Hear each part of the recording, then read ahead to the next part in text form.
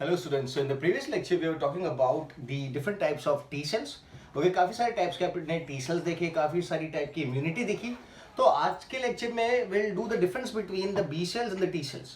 ठीक है, तो आज B lymphocytes and T lymphocytes के बीच का डिफरेंस देख लेते हैं.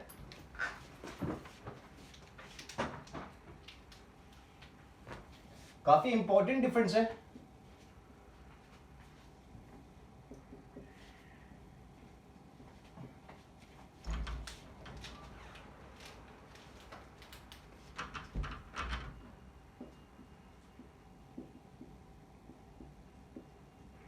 आई होप आपने प्रीवियस लेक्चर्स अच्छे से गो थ्रू कर लिए, तो आपको पता है कि बी सेल क्या है, टी लिम्फोसाइट्स क्या है, बी लिम्फोसाइट्स क्या है, उनका ओरिजिन क्या है, ये सब चीजें आपकी क्लियर होगी. So now talking about B lymphocytes. तो जो बी लिम्फोसाइट्स होते हैं, they do not migrate at the site of action, या फिर साइट जहां पे उनका फॉर एग्जांपल कोई पैथोजन एंटर हो गया है, तो उस पर्टिकुलर जगह पे बी लिम्फोसाइट नहीं जाते हैं. ठीक है,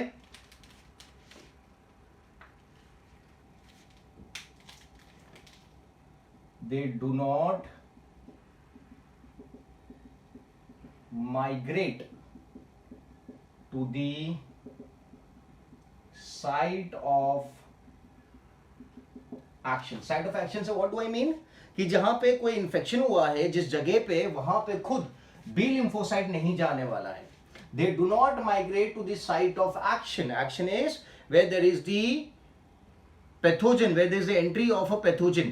ठीक है, T lymphocytes की अगर बात करते हैं, T lymphocytes की अगर बात करते हैं, so what they do is they reach to the site of action.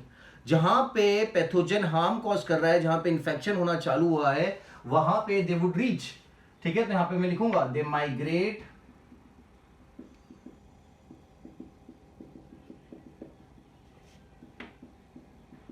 to the site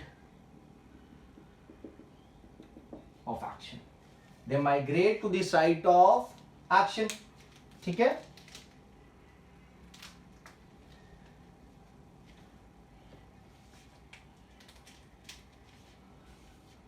ठीक है.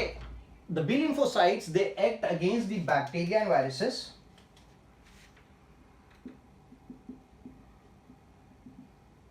Against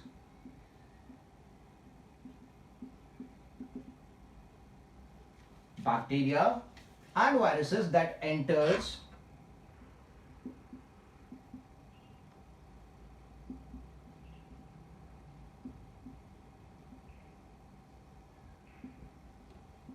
blood and lymph. जो बी लिम्फोसाइट से उन्हीं बैक्टीरिया वायरसेस के ऊपर एक्ट करेंगे जो ब्लड और लिम्फ में एंटर होगा. ठीक है, blood and lymph. T lymphocytes की अगर बात करते हैं, सो दे वुड एंटर और दे वुड एक्ट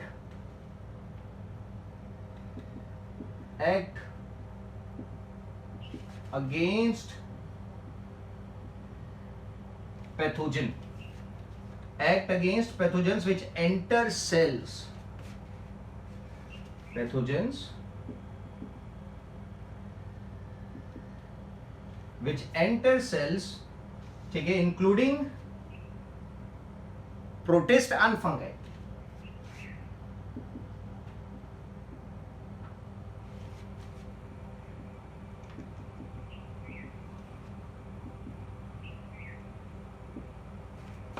ठीक है, मतलब pathogens including the protist and fungi की बात हो रही है.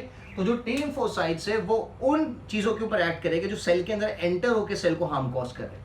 ठीक है, so T lymphocyte would act against pathogens which enter the cells. ठीक है, including the protist and the fungi. So this are the part of what, this are the part of a disease causing organism that is a pathogen.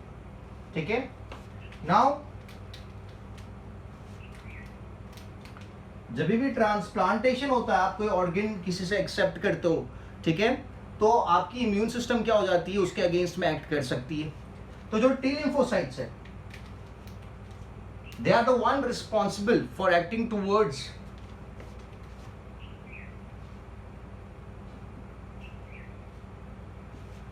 the act against graft or tissue.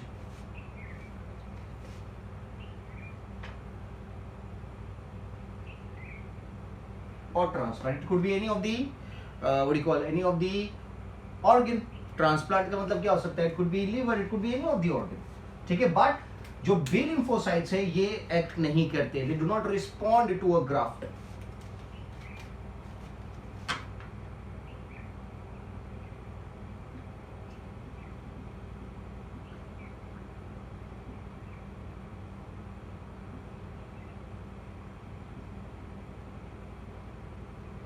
Do not act against graft.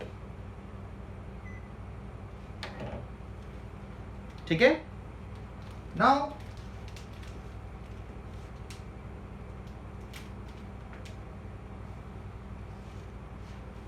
जो B lymphocytes होते हैं इनका inhibitory effect नहीं होता immune system के ऊपर, दे can not inhibit immune system, ठीक है. बल्कि जो टी लिम्फोसाइट्स होते हैं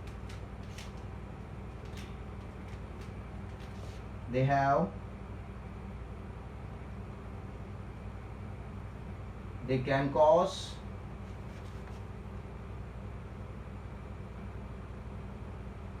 inhibitory effect on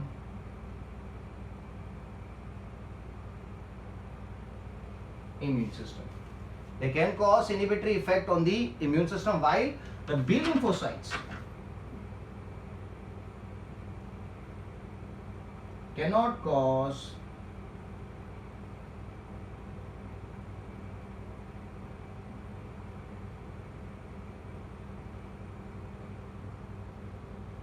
inhibitory effect on immune system.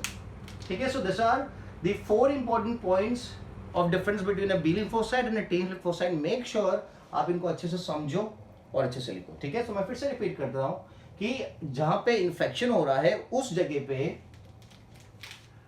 जो बी लिम्फोसाइट से माइग्रेट नहीं करते हैं to the site of action, to the site of infection, while the T lymphocytes they migrate to the site of action.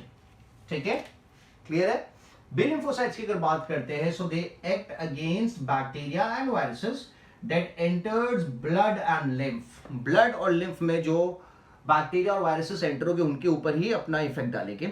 बाकी जो T lymphocytes की बात करते हैं, they act against pathogens, that is disease causing organisms, okay, which enter cells, जो cell के अंदर enter हो जाते हैं. And this pathogens includes the protist and the fungi as well. ठीक है. They do not act against the graft or the tissue. For example, if you have a transplantation, आपने कोई चीज किसी डोनर से एक्सेप्ट करी है, तो अगर आपकी बॉडी इम्यून सिस्टम उसके अगेंस्ट में रिस्पॉन्ड कर रही है, तो उस इम्यून सिस्टम के रिस्पॉन्स में there is no B lymphocyte participating. इसलिए मैंने लिखा है do not act against the graft and the tissue. While जो इम्यून रिस्पॉन्स क्रिएट हुआ उसके पीछे रिस्पॉन्सिबल कौन है? तो उसके पीछे रिस्पॉन्सिबल है टी लिम्फोसाइट्स. ठीक है. So they act against graft and transplant. ठीक है. नाउ टी लिम्फोसाइट की एक और बात करें तो they can cause inhibitory effect on the immune system. ये क्या करते हैं? इम्यून सिस्टम के ऊपर एक इनहिबिटरी इफेक्ट कॉज कर सकते हैं. बल्कि जो बी लिम्फोसाइट्स है they can not cause inhibitory effect on the immune system. ठीक है. So this are some of the major difference. Let's move ahead and talk about antigen. What is an antigen? ठीक है.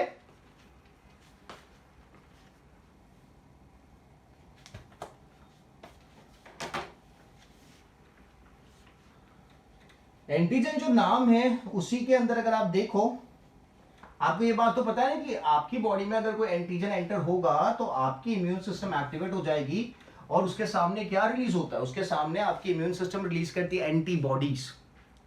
ठीक है. Antibody is only released when the antigen enters your body, है ना. Normally antibody का production नहीं होगा. Antibody fights against the antigen. ठीक है. सो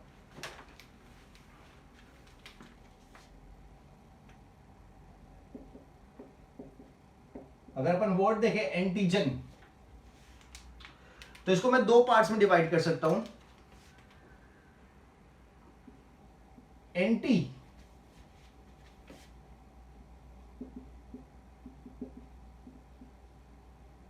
this means antibody. Anti means antibody and gen means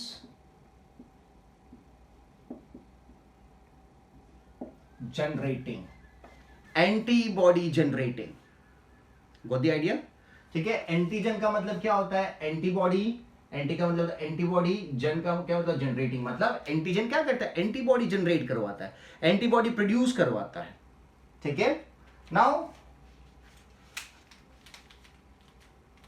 यहां पे लिख देता हूं मैं, causes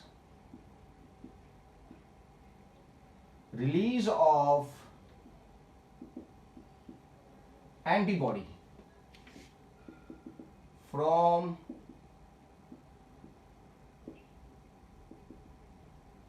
immune system, causes release of antibody from the immune system. ठीक है, नाउ एक और टर्म मैं आप मेंशन करता हूं, हैप्टेन.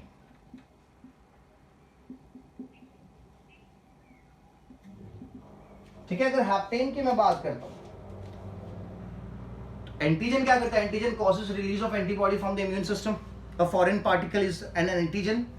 हैप्टेन क्या है, hapten is a incomplete antigen. ठीक है, ये याद रखना है आपको.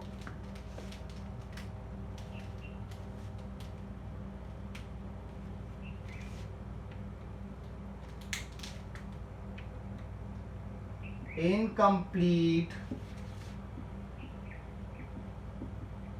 एंटीजन, ऑब्वियसली इनकम्प्लीट है इसलिए वो एंटीबॉडी का प्रोडक्शन नहीं करवा पाएगा. So incomplete antigen which is not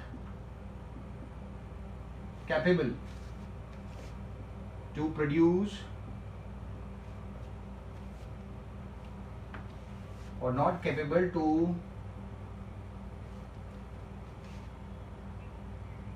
release antibody from immune system. ठीक है, सो एंटीजन क्या है, आपकी इम्यून सिस्टम को एक्टिवेट करके उससे एंटीबॉडी रिलीज करवाएगा. ठीक है, release of antibody. But hapten की अगर बात करते तो ये क्या चीज है, this are incomplete antigens.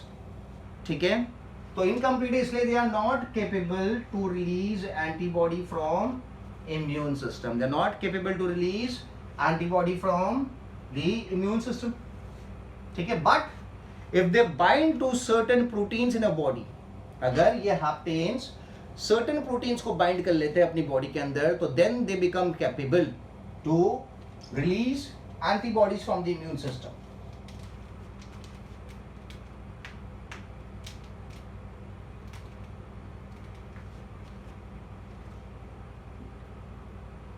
But if they bind to certain proteins in our body, then they become capable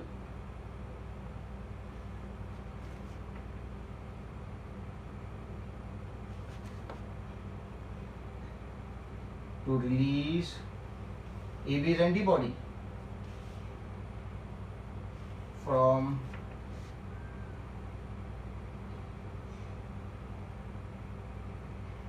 immune system. ठीक है, this is a very important point, आपको याद रखना पड़ेगा. हैप्टेन्स इनकम्प्लीट एंटीजन है, बट अगर वो एक स्पेसिफिक प्रोटीन से बाइंड कर जाते हैं, certain proteins in our body से अगर बाइंड कर जाते हैं, तो उस केस में क्या होगा, they would be able to release antibodies from the immune system. ठीक है, so done with hapten. Antigen की बात कर लेते फिर से.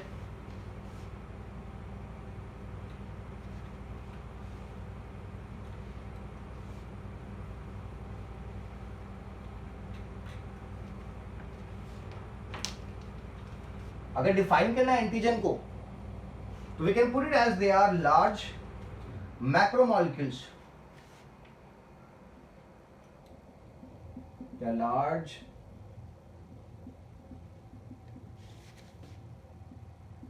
molecules. Usually they can be proteins or they can be polysaccharides हो सकते हैं, proteins हो सकते हैं, और they can be बैक्टीरिया हो सकते हैं, वायरस हो सकते हैं, और एनी स्ट्रक्चर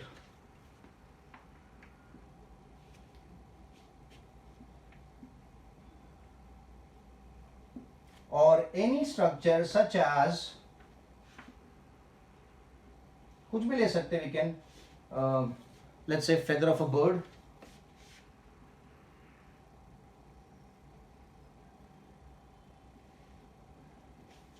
ठीक है, it could be any of the structures, ठीक है. सो लार्ज मैक्रोमोलिक्यूल्स,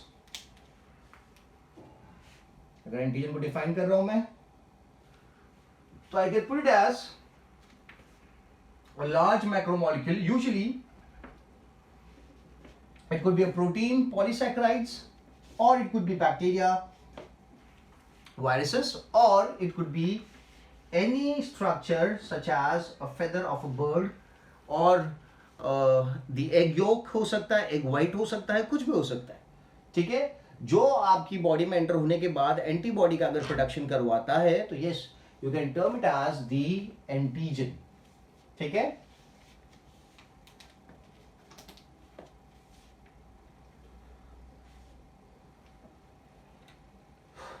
एक एंटीजन की बात करता हूं मैं, which is the H antigen. आपको पता होगा आरबीसी के ऊपर एंटीजन होता है और उसके बेसिस पे ही आप ब्लड ग्रुप बनाते हो. अगर एंटीजन ए प्रेजेंट है तो आप बोलते हो कि the blood group is a. अगर एंटीजन बी प्रेजेंट है आरबीसी के ऊपर तो आप बोलते हो बी ब्लड ग्रुप है, ठीक है. अगर दोनों एंटीजन प्रेजेंट है तो आप बोलते हो ए बी ब्लड ग्रुप है. अगर एंटीजन एब्सेंट है तो आप बोलते हो ओ ब्लड ग्रुप है. तो उसी तरीके से जो एच एंटीजन है, this is present but is common to all the blood groups.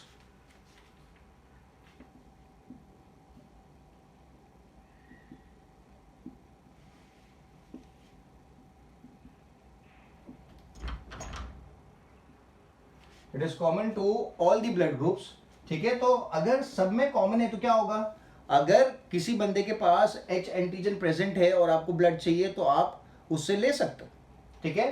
तो it is common to all the blood groups the H antigen, ठीक है. And that is the reason क्या है, therefore usually not considered during transfusion.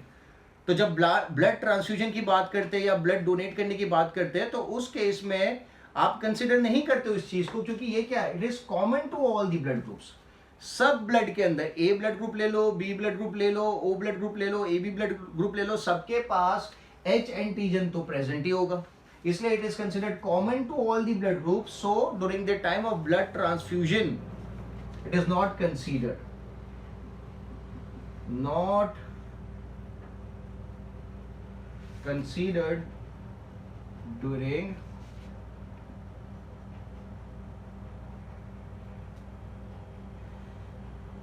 blood transfusion. Clear है? Because it is common. ठीक है. A is not common. A is present in some of them. Some किसी के पास नहीं है, किसी के पास है, तो A is not common, B is not common, AB is not common, but H antigen that is located on the RBC is common. ठीक है. इसीलिए it is not considered during blood transfusion, इसको कंसिडर नहीं किया जाता है, ठीक है. Okay, now a group of scientist, Bhide et al. अगर Bhide et al, that is name, अगर भिडे एटाल की मैं बात करता हूं, ठीक है, तो Bhide, this is the name of the scientist, and et al का मतलब क्या होता है, उसका पूरा ग्रुप, उसकी पूरी team. This is name of scientist, और एटाल का मतलब क्या होता है, उसकी जो टीम है ना, all the members of the team they are considered as et al. So Bhide et al in the year 1952 they came up with a blood group that is Bombay blood group.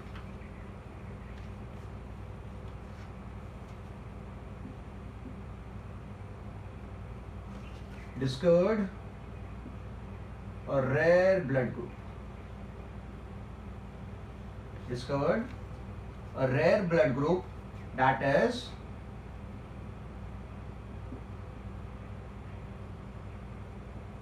Bombay blood group. That is the Bombay blood group, or also considered as the OH blood group.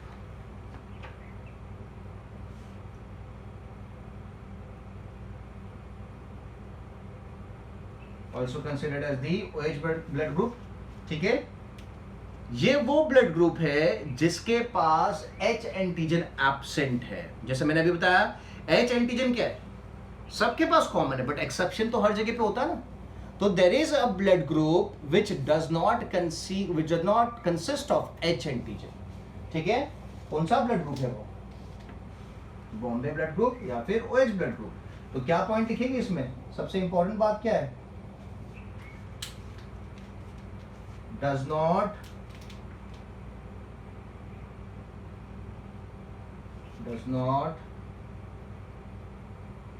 contain H antigen. H antigen इसके पास absent है.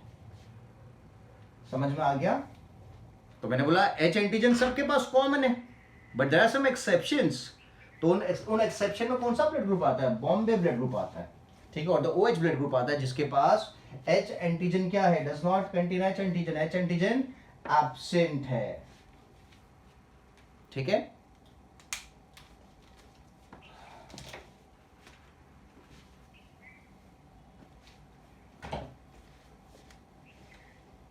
Now antigen के against में क्या produce होता है, ये लिखा अपने antibody.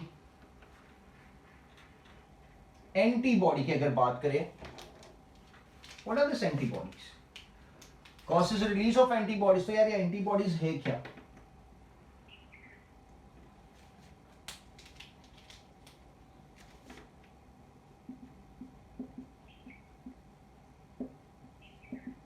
So this antibodies,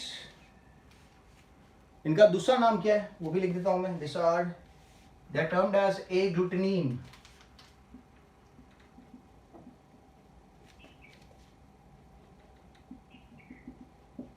termed as agglutinin. तो क्या है, this are glycoproteins, are glycoproteinaceous structures.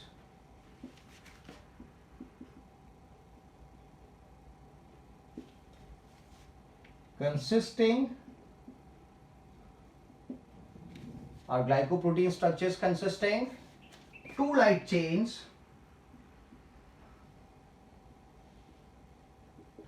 and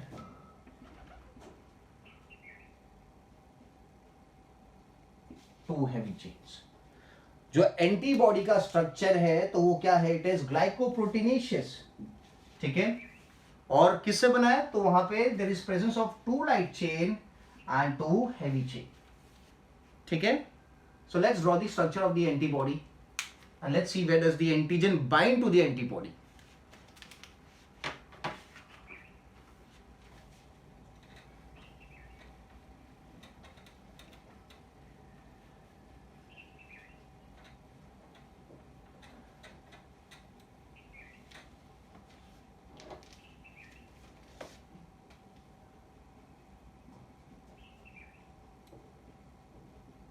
Structure of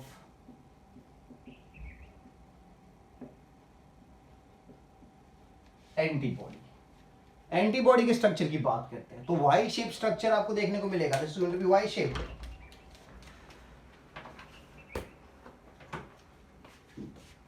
So I need to make Y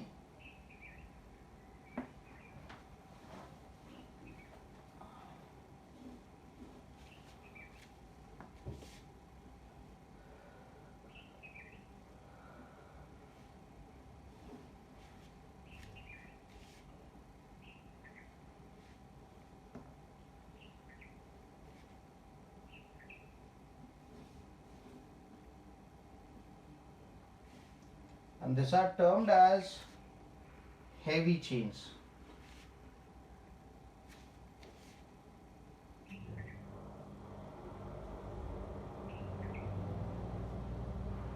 These are termed as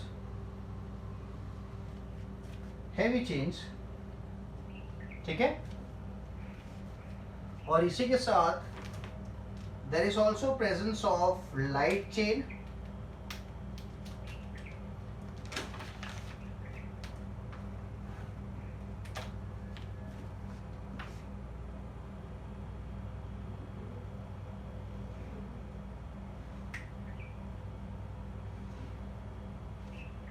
ठीक है, तो ब्लू में जो मैं दिखा रहा हूं ये कौन सी चेन है, ये लाइट चेन है.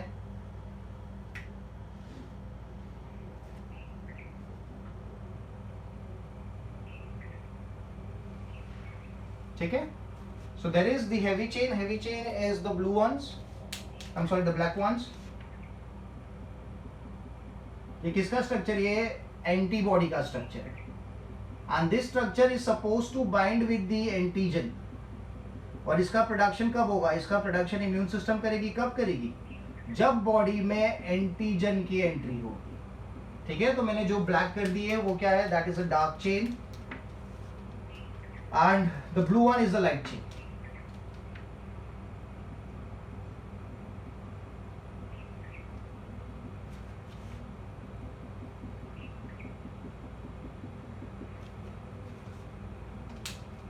ठीक है, नाउ जो एंटीजन होता है वो एंटीजन आके यहां पे बाइंड करता है. जो स्पेस आपको दिख रही है ये एंटीजन बाइंडिंग साइट है. ठीक है, अभी अगर इस स्ट्रक्चर को देखें,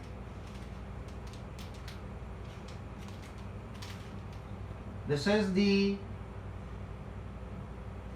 heavy chain, this is the heavy chain, and this is the light chain, the heavy chain and the light chain. अगर ये पूरा स्ट्रक्चर देखें, इसको मैं दो में डिवाइड कर सकता हूं.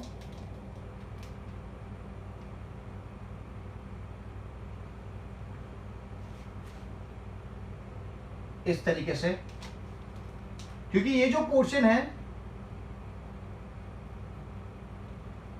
This is the variable portion which keeps on changing.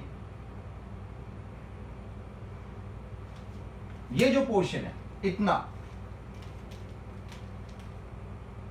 ये पोर्शन क्या है, ये वेरिएबल पोर्शन है, ये चेंज होता रहेगा. This is the variable side, it would keep on changing. और बाकी का जो आप स्ट्रक्चर देख रहे हो, अगर यहां से लेके यहां तक देखें तो ये जो स्ट्रक्चर है ये कांस्टेंट रीजन है. दिस इज दी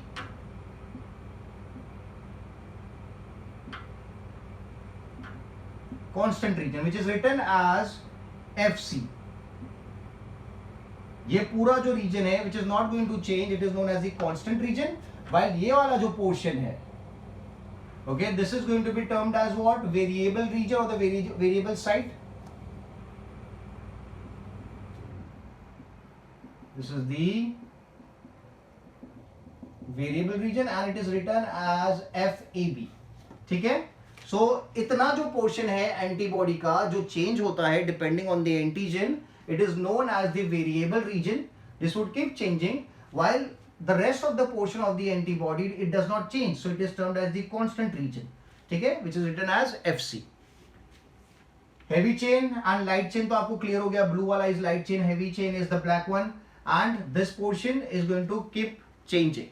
Now एक और चीज जो अपन को याद रखनी है, एक और टर्म मैं मेंशन करता हूं कि जो एंटीजन है वो कहां पे आके बाइंड होता है. तो एंटीजन आके बाइंड होता है इस पोर्शन. लेट्स से ये कोई पर्टिकुलर एंटीजन आके यहाँ पे बाइंड हो गया, और पैथोजन और वायरस और एनीथिंग. ठीक है, आप देख रहे हो, this is the heavy chain, this is the light chain, इनके बीच में आके बाइंड हो गया। तो ये जो रीजन है एंटीजन का, जो क्या कर रहा है, the whole portion of the antigen is not binding with the antibody, only some portion of the antigen is binding, that portion is known as the epitope, that portion is known as, तो epitope को define कैसे करेंगे, so that is the site of antigen. ये अपने antibody का structure दिखाया है, ये ग्रीन को मैं एंटीजन कंसिडर कर रहा हूं, तो site of antigen which binds to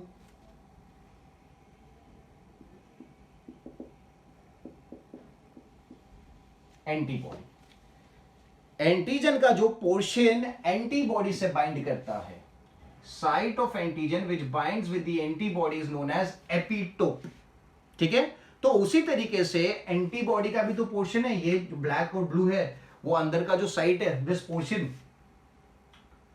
ये जो पोर्शन होगा जहां से एंटीजन आके बाइंड हो जाएगा, तो उस पोर्शन को क्या बोलेंगे, so that portion is known as paratope. क्या बोलेंगे, पैराटोप। तो पैराटोप को अगर डिफाइन करना तो कैसे करेंगे,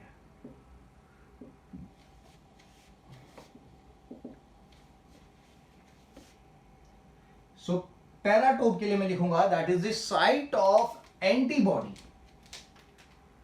it is the site of antibody which binds to antigen। ठीक है, simple and easy. For example, if this is the antibody, this is the antibody and this is the antigen, तो antigen अगर हाँ किस तरीके से बाइंड हो रहा है एंटीबॉडी से, तो एंटीजन का जो ये वाला साइट है, ठीक है, that is going to be termed as epitope. ठीक है, वाइल एंटीबॉडी का ये जो साइट है जिससे एंटीजन आके बाइंड होगा, that is going to be termed as paratope. ठीक है, सो दो टर्म्स मैंने आपको दे दिए, पैराटोप एंड एपिटोप। ठीक है, एक और बात जो अपन को याद रखना है कि जो आपको चेन दिख रही है, ठीक है, ये इनके बीच में जो बाइंडिंग हो, लाइट चेन है, ये दो हैवी चेन आपको दिख रही है, इनके बीच में जो बाइंडिंग होगी, सो that is with the help of the disulphide bond. यहां पर अपन मेंशन कर देते हैं presence of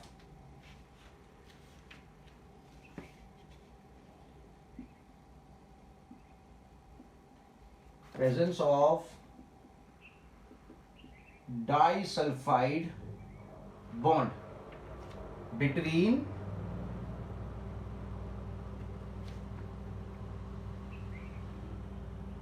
heavy chains and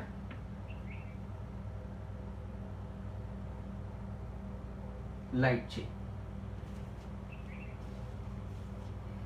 simple and easy. ठीक है, सो ये जो स्ट्रक्चर अपने बताया है ये किसका है, एंटीबॉडी का स्ट्रक्चर है। ठीक है, और ये जो रीजन है ये कौन सा रीजन है, वेरिएबल रीजन है, ये चेंज होता रहेगा डिपेंडिंग ऑन दी एंटीजन। ठीक है, इसलिए इसको क्या नाम दिया है, वेरिएबल रीजन नाम दिया। बाकी का पोर्शन चेंज नहीं होगा, बाकी का पोर्शन कांस्टेंट रहेगा, इसलिए क्या नाम दिया है, कांस्टेंट रीजन, एफसी। ठीक है, और ये जो चेन है, the light chain and the heavy chain, उनके बीच में बॉन्डिंग जो होगी, that is with the help of disulphide bonds, that is with the help of disulphide bonds.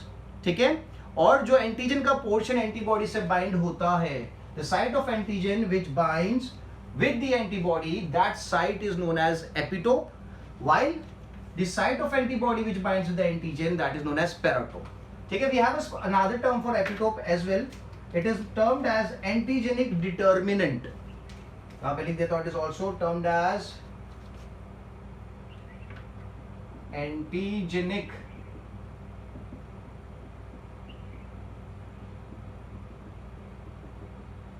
Determinant. तो आप एंटीजेनिक डिटर्मिनेंट बोल दो या एपिटोप बोल दो, it's going to be the same. ठीक है, so this is the structure of antibody. Now paratope और एपिटोप जब बाइंड हो जाएंगे ना, एपिटोप किसका पोर्शन है, एंटीजन का पोर्शन है, पैराटोप किसका पोर्शन है, एंटीबॉडी का पोर्शन है। तो ये जब दोनों बाइंड हो जाएंगे तो क्या बनेगा, this is going to form the antigen antibody complex. यहां पे मेंशन करते हैं, लिखते हैं paratope plus epitope. Paratope plus epitope क्या बनाता है? It forms antigen antibody complex. Antigen antibody complex. Clear है? So I hope this is clear. Paratope, epitope, the structure of antibody. ठीक है? So now in the next lecture we'll move ahead and we'll talk about different types of antibodies or the different classes of antibodies. ठीक है? So make sure go through the lecture properly. अच्छे से notes बनाओ, अच्छे से video lecture को सुनो, because every content what I say, what I write is very very important. क्योंकि competitive exam में कुछ भी आ सकता है, तो you have to be prepared. ठीक है? कोई चीज़ मैं बोल रहा हूँ जो मैंने नहीं लिखी है, make sure करो आप अपने notebooks में उसको note कर लो. Clear है? So I'll keep this much for the lecture. In the next lecture, we'll talk about classes of antibodies. Okay? Thank you so much.